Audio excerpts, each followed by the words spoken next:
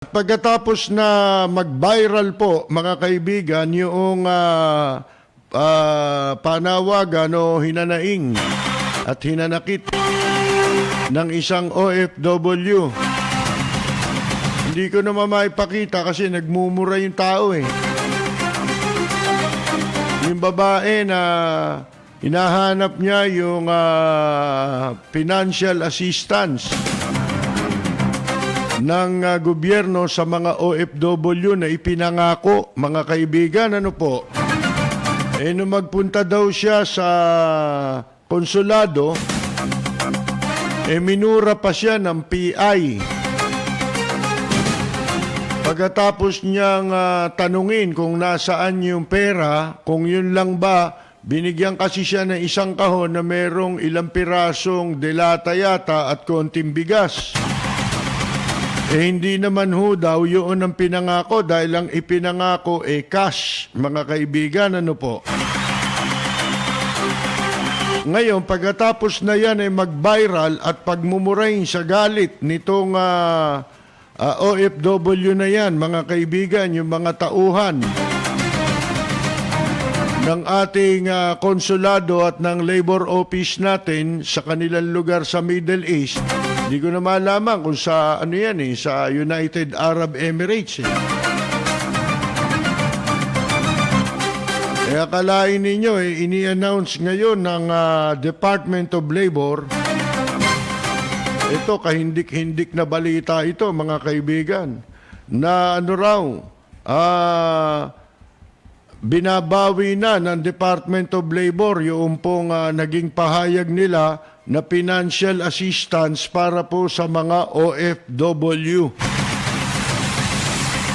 Mga OFW na yan na bakit binawi ng DOLE yung pong kanilang pahayag na tulong. Actually, meron na raw na ibigay na tulong.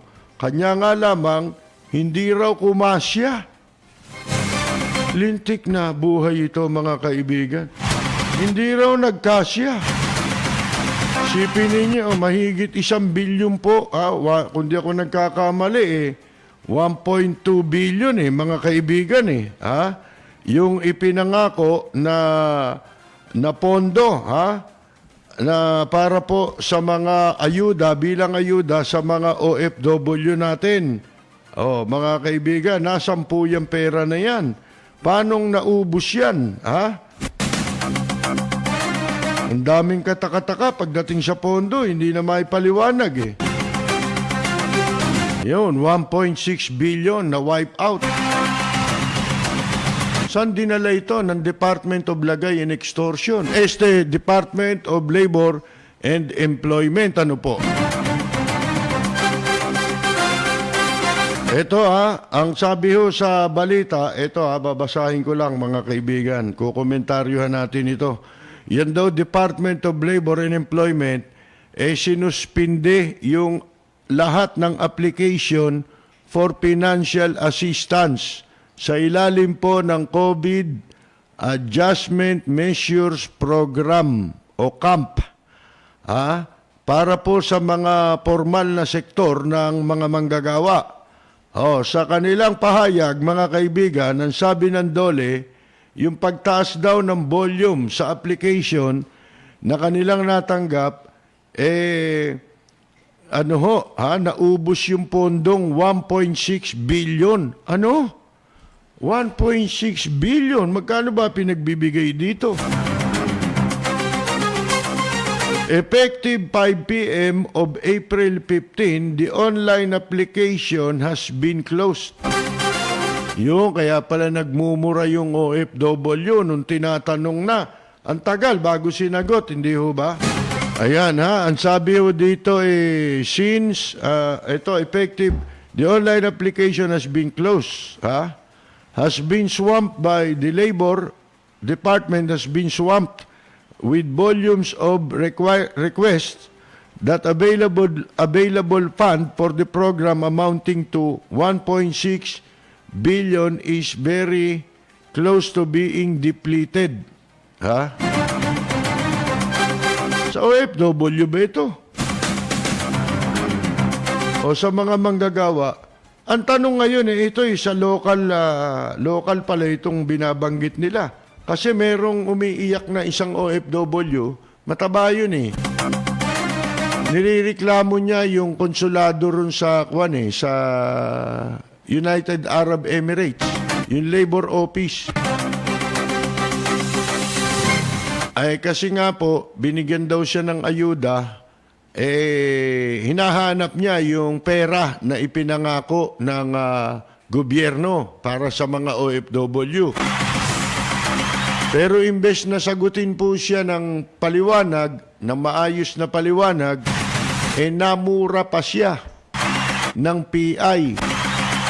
Sabi raw, PI ka kayo na nga, binibigyan ka na nga, marami ka pa sinasabi. Isipin ninyo, mga tarantado ho talaga yung mga nasa embahada, no? Paano doon, malayo dito sa Pilipinas Bago lumabas ang balita, kung mababalita man ang iniisip kasi niya mga taong yan, mahirap itong makarating sa kaalaman ng gobyerno kasi malayo ito nasa abroad tayo O mga kaibigan, bakit mo mumurahin yung OFW, hindi ho ba? Bakit, sabi nga nung OFW, bakit may gobyerno dito sa Middle East? Kaya kayo nandito dahil sa aming mga OFW. Totoo naman yun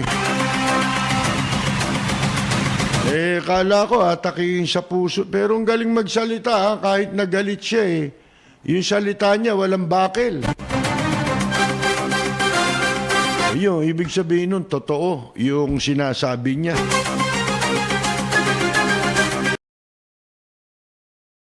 Dito naman sa DOLE, yung sinasabi natin kanina, mga kaibigan, sa mga, pala ito, domestic workers ito, yung mga manggagawa dito sa Pilipinas, malapit na raw pong close to being depleted. Ibig sabihin, said na, masasaid na.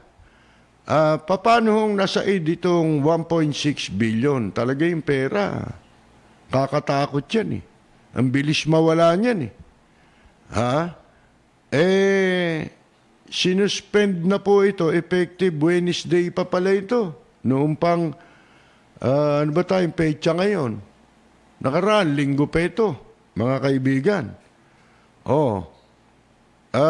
Meron daw financial assistance, yung ang tawag nila CAMP, COVID Adjustment Measures Program. Yan yung sinasabi nung sa balita na binigyan yung mga workers. Pero hindi yata sinasabi dito kung ilan yung nabigyan at kung sino-sino itong mga nabigyan. Paano nila dinispatcha yung pera. Yan ang mga walang paliwanag lagi. Kahit yung sa DSWD. Natahimik na yung DSWD, di ba? Pero ang daming hindi pa nakakatanggap. Ngayon, yan din mangyayari dyan Kamukat-mukat mo, wala na rin pondo. 5,000 pa kada pesos 5,000 pesos kada manggagawa sa private establishments. Ibig sabihin, yung mga pribadong kumpanya, na naapektuhan ng pansamantalang pagsuspinde ng kanilang negosyo. Yung mga may-ari ng small to medium enterprises, yung maliliit lang ito, hanggang medium na negosyo, or those who are working in one may also apply for the cash aid. Yan ang purpose ng camp na yun, mga kaibigan. Ang sabi nila, ang desisyon daw ng DOLE na itigil na yung online application ay dahil ito sa paglobo ng bilang ng applications na kanilang natanggap, at dahil din, sa malapit na hong masaid yung 1.6 billion budget. Pero walang sinasabi po dito, paano nyo ba, anong proseso ang ginawa ninyo sa pagbibigay kung meron kayong nabigyan at kung ilan yung nabigyan, paano nyo ginawa yun?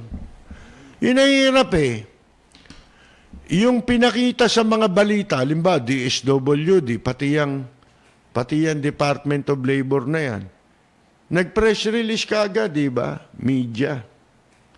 Merong, para maging kapani-paniwala. Imbaga sa pelikula sa shooting ang tawag dyan, establishing shot Para magkaroon to create, an impression na talagang ipinamimigay at nakakarating yung pera. Yun ang purpose kaya mo pinakunan ng litrato sa media at ng camera sa TV. Pero hindi nila pinaliliwanag yung proseso nila. Paano? How? Di ba? Maging sa pagsulat ng balita maging sa pagtala ng pulis. Punta kayo sa pulis. Ganyan magtala sa pulis. At saka sa balita kung paano mo i-establish ang isang balita. Simple lang ang proseso niyan. Kaya yung mga reporter, di ba? Pagka police reporter, saan nagbabase yan? Doon sa blatter.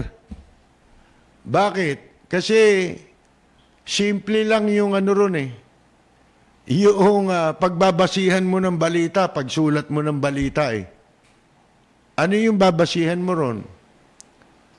Yung nakarecord sa blatter.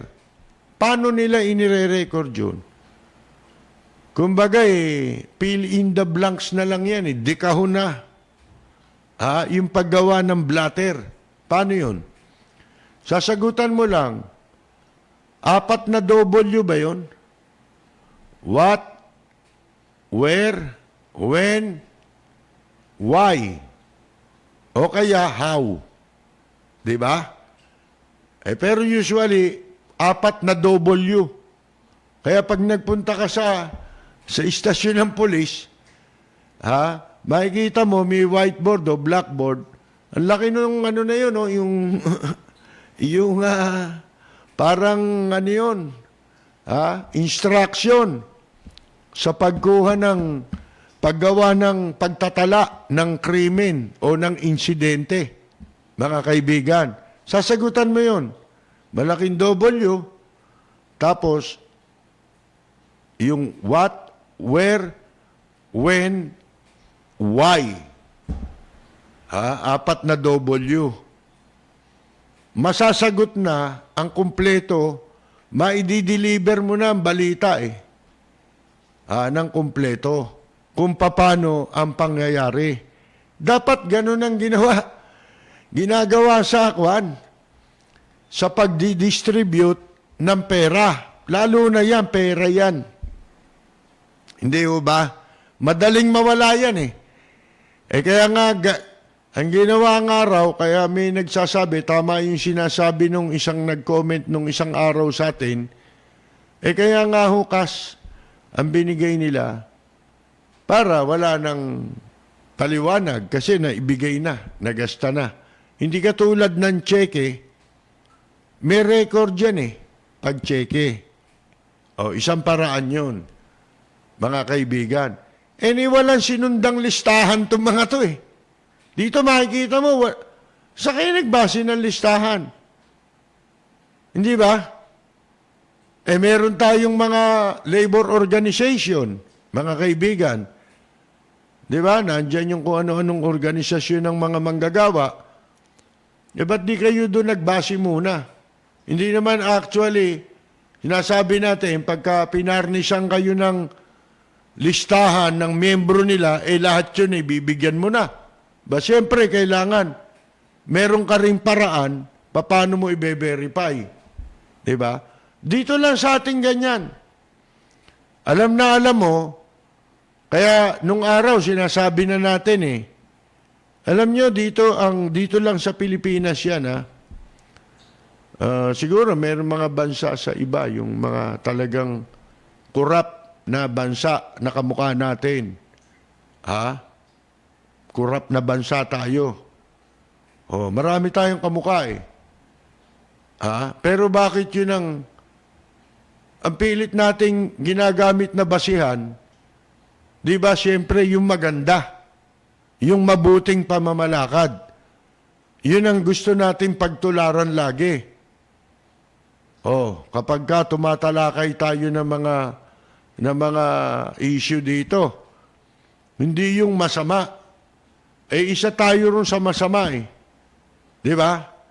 Bakit nagagawa ito sa mga matitinong bansa na matino ang paghawak ng pera? Masinop ang paghawak ng pera, ang daloy ng pera, pagdaloy sa pondo. Ba't hindi magawa dito? Pwede mo namang gawin. Bakit pinipilit natin guluhin, magulo, kamukha nitong labor? Sige, i-account nyo. Dapat impromptu, sinabi na rin nila na ganito namin binigyan yan. Ito binigyan namin. Paano namin natiya? Kahit magbigay ka pa ng statistics, ito sinasabi nakapagbigay na raw sila ng one-time cash assistance sa 236,412 na manggagawa mula sa 10,663 establishmento mula nung itong camp o CAMP na yan, yung program na yan, ay ipinatupad noong March 23. Nakita mo na sigurado marami nagkamal dito, pati mga labor leader na malakas sa dole.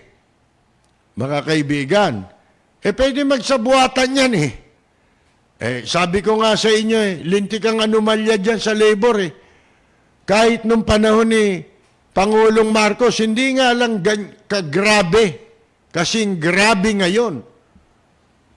Nung panahon ni Marcos, merong anomalya, makakasilip lang doon, yung pag-aralan mo. Di ba? O kaya may nalalaman ka sa Department of Labor at saka sa larangan ng mga manggagawa. Pati itong OWA, di ba yung lumabas nga yung babae, ayoko lang parinig dahil nahaluan ng mura pero maganda sana yung pananalita ng babae dahil walang gatol. Malalaman mo, totoo yung kanyang hinanakit, kahit na masama loob niya, may halong galit, hindi hindi consistent, ibig ko sabihin. Kasi yun ang, ganun ako magbase sa aking pag-unawa kung ang tao nagsasabi ng totoo o hindi. Di ba? Ngayon, yun nga, nakapagbigay na raw sila. Sino itong binigyan nyo? Nanggaling daw yan, mga manggagawa raw yan ng mahigit 10,663 establishment. Sino nga yan? Anong establishment yan? Mga kaibigan, basta ganyan lang? At ito pa, hindi pa raw nila nababayaran ang mahigit sa 85,563 o higit pang mga manggagawa, ito mga susunod na araw, hindi pa bayad. Oh, mga kaibigan, pero wala na silang pondo. Lintik eh. Ang daling sabihin yan eh. Kunin mo lang yung list, yung number lang kukunin mo eh. Halimbawa, sa DTI, ilan ba negosyo nakarehistro? Ganito. Oh, bahala na sila kung ilan ang gusto nila ngayong kunin dun sa bilang na yon. Ha? Oh, katulad nito. Pero hindi nyo sinasabi sino yung mga yan. Paano ngayon masisiguro na talagang totoo yung sinasabi ninyo na naibigay nyo yan at yan ay napunta sa mga tao na dapat pagbigyan ng pera. Yang katarantaduhan na yan. Oh, mga kaibigan. Yun ang hirap eh. Nagpatong-patong, meron itong DSWD. O hindi ba meron na yun? 5,000 to 8,000. O 5,000 or 8,000. Kaya nakapagtataka yung sa Cavite na 6,500. Meron naman 6,700 sa ibang lugar. Anong klase yan? Sinasabi rito, kundi 5,000, ang pagkakaintindi ko, nabasa ko yung mga balita na yan bago ipamudmud nila. Ang sabi ng Malacanang, sa mga probinsya, 5,000. Dito sa sibilisasyon, mga kaibigan, 8,000.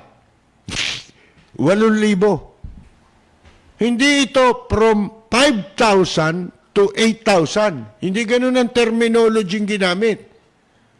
Ang term na ginamit is 5,000 and 8,000. Oh, gago ba ako?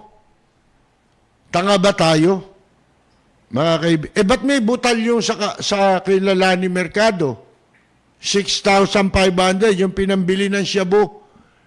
At saka yung pinantataya sa bungan. Mga kaibigan, na nahuli ng mga pulis. Meron namang napalathala rin, 6,700 naman, sa ibang lugar naman. Ito yung mga beneficiary. Ito, yung nahuli, droga rin eh. Pamilya sila eh. Kahapon yata lumabas sa balita yun. Mga kaibigan, 6,700 ipinang negosyo ng shabu. Tingnan ninyo, ba't may butal? Hindi ko pinupuna yung napansin ko agad, yung halaga eh. Kasi yun ang pagkakaintindi ko, maliwanag yun eh. Kung hindi 5,000, 8,000. Hindi sinasabi ritong 5,000 to 8,000. Ang sabi po dito, 5,000 and 8,000. Ba't may butal? Lintik po ang kagaguhan dito. Ito, alam nyo ba? Binabalita sa atin ng mga kaibigan natin sa kakilala natin, nakikinig sa atin sa Japan. Di ba, diyan, meron silang mga benepisyo na ibibigay ng gobyerno. Lahat ng mamamayan. Pero, nung sa Amerika, ganun din eh. May mga siraulo lang ngayon sa Amerika, nagrarally. Hindi ko matandaan yung sinabi sa akin dahilan eh. Kung bakit yung, ba't sila nagsisipag-rally ngayon? Mga luko-luko, merong quarantine, di ba? Mga kaibigan, mo na gagawa nila yon. Ganun kalaya yung Amerika, di ba? Ngayon, ito sa Japan, sa Amerika rin, wala ka namang maririnig, di ba? Sabi nga natin kapon, saka nakarinig na nagbigay ng benepisyo yung gobyerno nila, may nagreklamo, ba't kami hindi? Wala eh. Dito lang yun eh. Dahil umpisa pa nga lang, sinasabi natin, walang sistema sinunod. nag-imbento ng sistema yung enkargado ng pera na mag-dispatcha ng pera. Hindi talagang, wala talagang protocol na tinatawag. Mabuti pa yung protocol na social distancing, maliwanag yan, mga protocol yan. Pero doon sa pagbibigay ng pera, isipin mo, ano ba purpose ng pagbibigay ng pera? Kaya ka nagbibigay ng pera, para tulungan mo yung mga tao. Natulungan mo ba yun? Pagkatapos mapupunta sa kamay ng mga tarantado yung pera. Yung matinong tao hindi nakakuha ng pera. Tapos yung mga gago na bumibili ng shabu, tumataya sa sabong, ay nakakuha ng pera. Di si Raulo, yung gumawa ng kanilang tuntunin sa pag-distribute ng pera. Gago yung mga yun. Di ba? Sino gago?